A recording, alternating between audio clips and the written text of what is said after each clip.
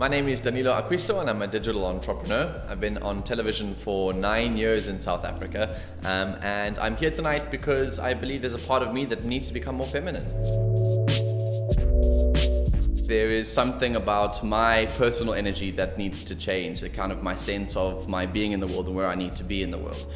And so I think being here tonight and being part of this movement is really an opportunity for me to change myself.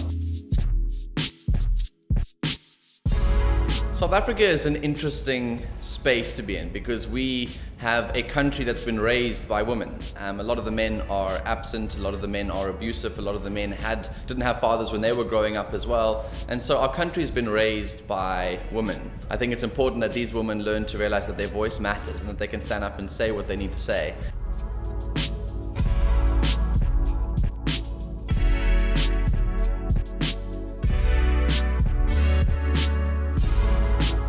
So Phoenix Rising, obviously being a collective consciousness of femininity, I think is vital in the day and age that we live in at the moment.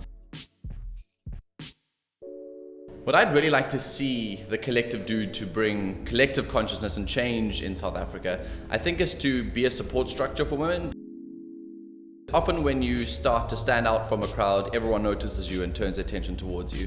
And kind of the fear then sets in and the anxiety of having to be out there in the open. And most people would retreat back into what they know.